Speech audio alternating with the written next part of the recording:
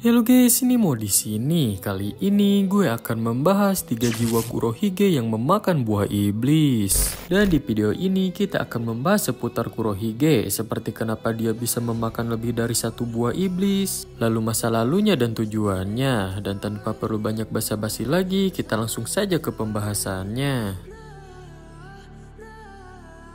Oke, untuk alasan kenapa Kurohige bisa memakan lebih dari satu buah iblis, sebenarnya sudah banyak sekali Oda perlihatkan cluenya. Seperti dari bendera bajak lautnya yang memiliki 3 tengkorak kepala, padahal bajak laut pada umumnya hanya memiliki satu saja, yang ditambah dengan ciri khas para kaptennya. Tapi entah kenapa Kurohige saja yang berbeda, seperti menandakan dia adalah 3 orang atau memiliki 3 jiwa dan 3 kepribadian. Dan buktinya bisa dilihat ketika di kota Mok. Saat itu Luffy bertemu dengan Kurohige di sebuah bar dan mereka malah ribut karena berbeda pendapat soal makanan. Dan di sini terlihat jelas Kurohige sangat kekanak-kanakan sama kayak Luffy. Padahal dia orang yang kejam dengan ambisi menguasai dunia. Dan ketika mereka berpisah lalu bertemu kembali untuk kedua kalinya, Kurohige tiba-tiba jadi bijak dan menasehati Luffy. Terus keanehan lainnya dari gigi Kurohige yang ompongnya selalu berbeda ketika sifatnya juga beda. Jelas dengan clue dari Oda yang sebanyak ini sudah dipastikan alasan Kurohige bisa memakan lebih dari satu buah iblis karena mempunyai 3 jiwa sekaligus. Dan setiap jiwanya bisa memakan buah iblis yang membuat Kurohige bisa aja memakan lebih dari satu buah iblis, bahkan sampai 3.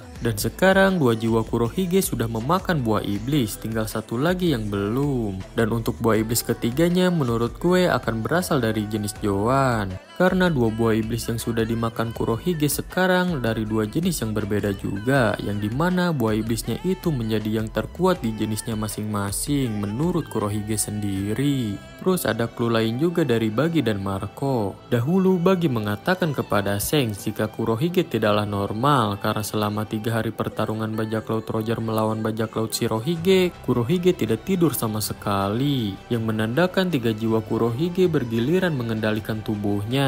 Dan Marco juga pernah mengatakan jika postur tubuh Kurohige tidaklah normal. Dan di sini gue sendiri sih agak heran, soalnya ya postur-postur aneh kayak gitu normal aja di One Piece. Dan Kurohige malah bisa dibilang normal aja jika dibandingkan karakter lain yang lebih nyeleneh. Ya tentunya ucapan Marco ini bukan tanpa alasan, tapi mungkin ada suatu clue juga dari Oda kenapa Marco menyebut tubuh Kurohige tidak normal. Untuk asal-usul si Kurohige ini sebenarnya belum pernah Oda liatin detailnya kayak gimana. Cuman adalah sedikit clue dari Oda yang bisa membuat kita berteori gak terlalu liar. Kalau kalian sadar bergabungnya Kurohige dengan bajak laut Shirohige ketika dia masih kecil, ya kayak banyak keanehan dan kejanggalan. Kurohige masuk bajak laut Shirohige sampai mohon-mohon dan terkesan kayak ada niat lain selain karena pengen join. Ya dan benar aja di masa depan dia yang menyebabkan hancurnya bajak laut Shirohige. Dan selain itu kita tidak pernah diperlihatkan lagi asal-usul dari Kurohige ini. Tapi Oda pernah menggambar masa kecilnya dari Kurohige, yang Oda gambar seperti anak jalanan yang kesepian dan tidak punya siapa-siapa. Dan di sini pun dilihatkan kalau Kurohige sedang menangis, yang kemungkinan ini suatu clue kalau Kurohige tidak punya keluarga lagi, dan mungkin berasal dari suatu ras yang sangat berbahaya seperti ras Buccaneer dan ras Lunarian. Dan dahulu ras Kurohige dibantai habis oleh pemerintah dunia, dan yang selamat hanyalah Kurohige. Ya bisa dibilang nasibnya hampir sama seperti Kuma dari ras Buccaneer dan King dari ras Lunarian. Dan untuk alasan pembantaian rasnya kemungkinan sama juga seperti ras Buccaneer dan ras Lunarian, karena memiliki kemampuan khusus sejak lahir seperti ras Buccaneer yang mempunyai fisik kuat, terus ras Lunarian yang bisa memanipulasi api, dan untuk ras Kurohige mungkin karena mempunyai 3 jiwa yang membuat ras ini bisa memakan 3 buah iblis sekaligus.